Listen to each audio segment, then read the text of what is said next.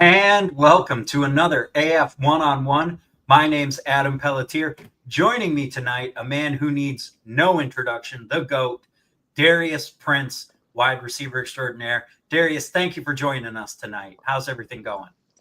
I'm good. Thank you for having me on the show tonight, Adam. But yeah, everything's good, man. Just hanging out, man. Getting ready to get ready to go to camp. Getting ready to go to camp at a place that we'll talk about later, but we'll hold off on that because we want to hear about Darius Prince, the receiver. I mean, not many guys at this level, not many guys who are perform and had the career you have can say, I didn't play college football. I played college basketball.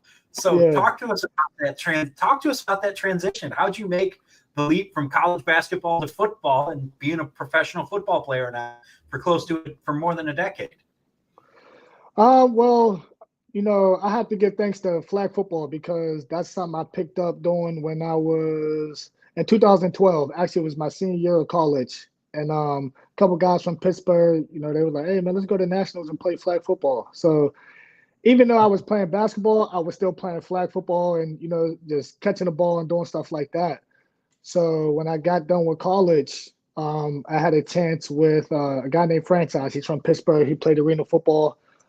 He got me plugged in with the area explosion. I don't know if actually they're the head coaches now for the Wilkes-Barre Coach team. Leota, Yes, were you part of yes. the 134-point game? You went out. I didn't catch that last part. Were you part of the 138-point game? Oh no. I wasn't part of that. Yeah, when I signed with them, it was 2014 or 15, and I was fresh out of college. And I really didn't get an opportunity there. Like they had a loaded roster, man. That roster was crazy. And yeah, but that was my first intro to arena football, even though I didn't play in any games. Both coaches, Coach Leota's, yeah, that was my first introduction. But yeah, flag football, I was playing flag football for a couple years, and I just stayed in football shit, catching the ball, doing stuff like that. So when I got an opportunity, Lehigh Valley had reached out.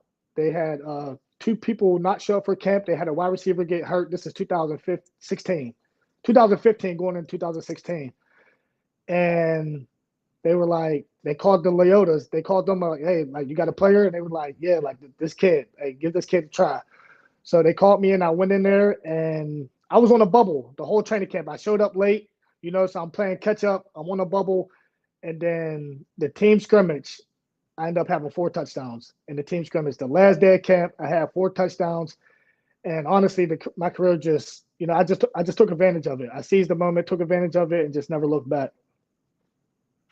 No, that's awesome. I mean, from there, from indoor, went to arena, played with the Philadelphia Soul, spent some time with the Philadelphia Eagles. What's that like, getting the opportunity to go from not playing college football to getting an NFL opportunity? How did that feel?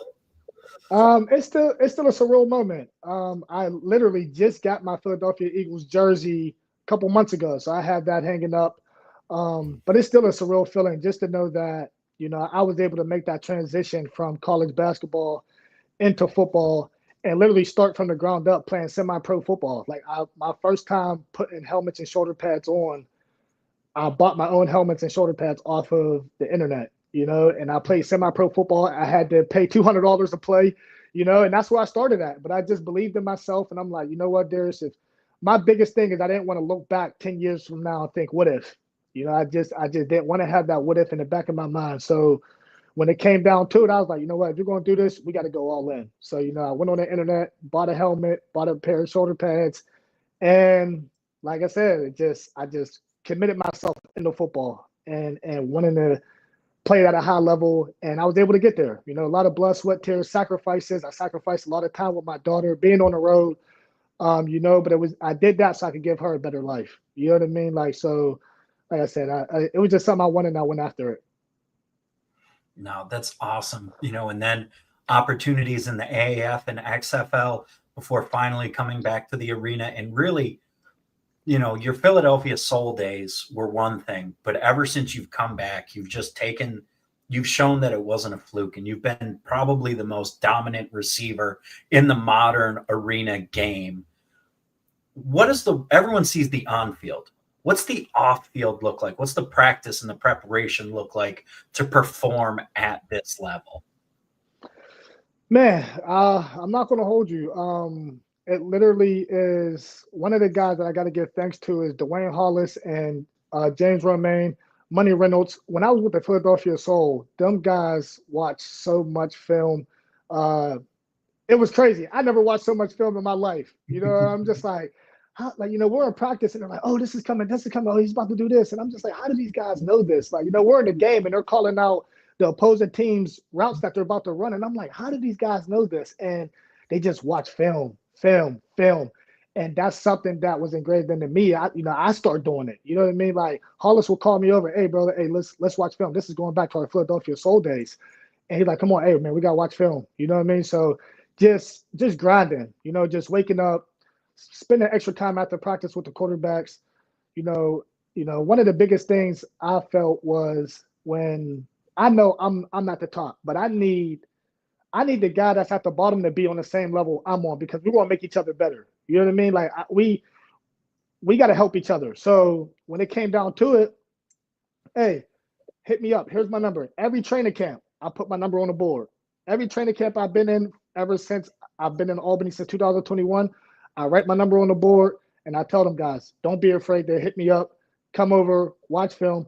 I'd rather you ask me as a vet than to not go to a coach and you don't know and you keep asking him, could I know what that could turn into? And I've always been the vet because that's the help that was given to me when I was a rookie and I was coming out, and that's just something that was I just want to put forward into the young guys. And it's just all watching film. It's all about perfecting your craft. When you're, not trying to be cocky or anything like that, but when you're at the top of the league every single year, you got to stay there. And in order to stay there, you got to put in a lot of work. You know what I mean? Like, and that comes with me waking up at 5 a.m., going to the gym. You know what I mean? Some days I do 2 a day. Some days I go running in the afternoon after I do my lift. Like, you know what I mean? Right now I'm doing 7 days on right now, 7 days, no breaks. You know what I mean? I work out Monday through Friday. I get about 6 miles in on the weekend between Saturday and Sunday. And I'm just trying to get myself. And right now I'm in the best shape I've ever been in, probably in the last 4 or 5 years. Yeah. I mean, all that work, it's very evident when people watch the games, and really it's been exciting tracking your story this offseason because you had a dominant season with Albany last year. And it's not often that in the arena game we get the excitement of a free agency courtship as it's been with you, because I can tell you I have talked to more GMs and coaches this year who have said, I talked with Darius Prince about this. It's insane. Like I'm sure I don't even know the half of it. Yeah. And you showed it right there. The championship pedigree, the professionalism, the GOAT nature really makes it worth it, and you're going to bring a new level to any team that you sign with. So before we get into which team that was, what were some of the things that were the biggest look fors for you? What did you really want to see in a team where you wanted to play this year?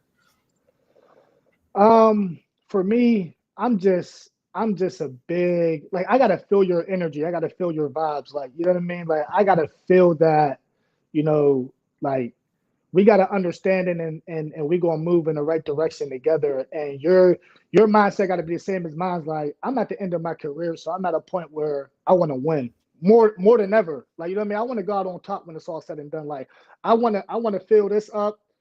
I want to get 2 more than maybe if I can, God willing, but, I just want to win. And, just having conversation with different GMs and coaches and presidents of teams, it was just, it was a hard decision, you know what I mean? And like I said, I just want to put myself in the best position possible to win a championship, and I'm very excited about the place that I'm going to announce. We had some great talks. We've been talking for a few months now. So like I said, I'm just super excited. So I think that's enough teasing here. You want to tell everybody where you're going to be playing this year? Yes, 2025, I'll be going to Texas playing for the Corpus Christi Tritons. So there you have it. One of the newest teams on the Arena Football One scene gets the GOAT, the wide receiver one, Darius Prince. Darius, you talked a little bit about the vibes there. Let's just talk more. Like, what is it that really sold you on going to Corpus Christi? Man, to be honest, Coach J.A. So I was talking to Coach J.A. and from the first conversation we had, we hit it off. I mean, the dude ran down, he ran down all my accolades and achievements as if it was me. You know what I mean? That was one of the things where I was like, now I know Coach J.A., like, you know what I mean? Like, I know about his career and where he coached at. He had a killer squad in Monterey when they were the Monterey Steel. So I know Coach J.A. So, but when he's running down, I didn't know he paid that much attention to me. Like, you know what I mean? So when he's running down all my achievements and accolades and stuff like that, I'm like, oh man, like this dude really knows me. Cause I've talked to owners before and they say, oh, you're a great player, this and that and this, but they didn't. It was like he studied me and he knew everything about me, and I think the biggest thing is that he knew, because he played this game, he played football, he played arena football. He know how crazy negotiations could be. And I was open and honest with him about the Albany situation. Didn't go into too much crazy detail about what was going on. And the biggest thing is that he was like, Prince, just take your time. I'm not here to rush you with signing. He's like, I want you. I think we could do great things here. He's like, I understand how that could go. He's like, God willing, God's gonna put you in the right place. You know what I mean? And I'm big on that faith. He's like, God's gonna put you in the right place. And if it's with us, and we welcome you with open arms. And it was just every conversation we had, it was always nothing less of an hour conversation. Every time we talked. And it was just always just great vibes, positive vibes. And it was just something where I was just like, man, like, I know they're, a new team. I think they're a 2-year team now. It's going to be their first year. Obviously the AF1 is a new league, so it's everyone's first year playing in the AF1. Like I said, I talked to the owners there, and me and the owners hit it off, and it was just like, man, like I'm really feeling Corpus, like, you know what I mean? I don't know about going down to Texas and playing in Corpus. I've never really been there before. Obviously playing in San Antonio, I was there. Did training camp. Sorry about that. Freaking Matt got in here. You're good. Outside. But I spent a little bit of time in Houston when I was in training camp with the XFL and stuff like that. So I did 5 months when I was with the San Antonio Commanders in the AAF. So I'm like, okay, I can do that. But I've never been to Corpus Christi. So, I did a little bit of research and stuff like that and checked it out. I'm like, okay, I can vibe with this. I can rock with this. So, but like I said, obviously I talked to other teams and, we had some great conversations, but it was just something, like I said, our last conversation, and it pretty much sealed the deal for me. There we go.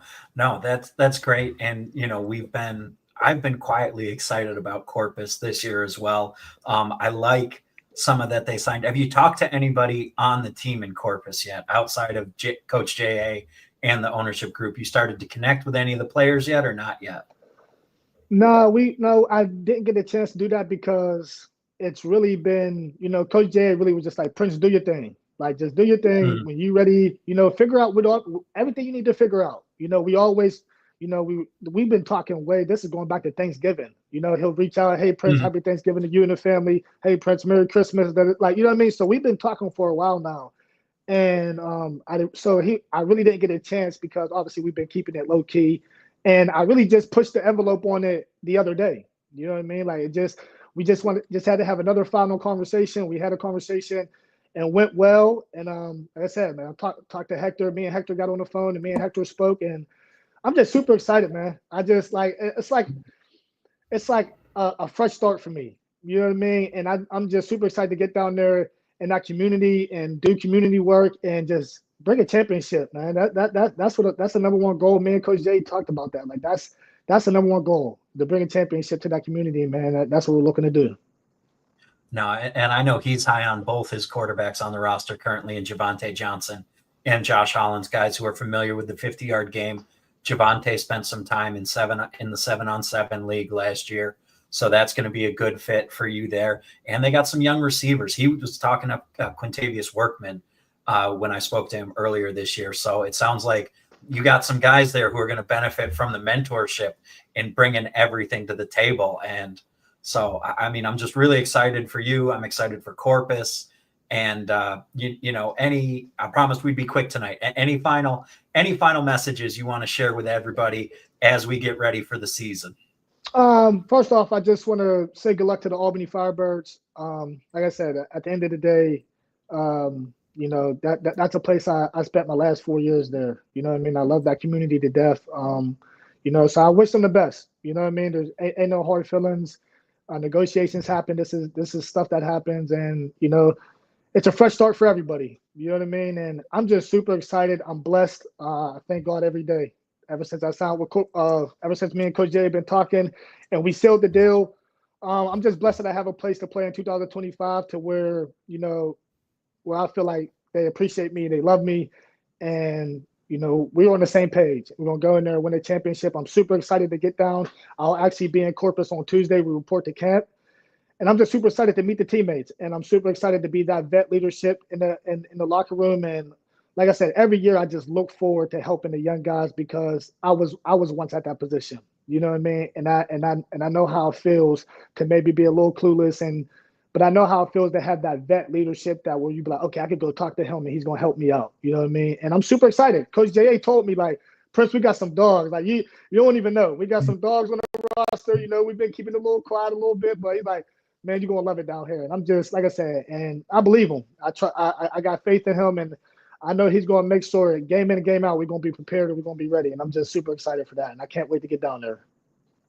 Awesome. All right. Well, Darius, safe travels. Good luck as camp starts. And we're looking forward to big things from you and the Tritons as you kick it off in week 0. Thank you. I appreciate it, Adam. Thank you for joining us, everybody. We'll see y'all later this week.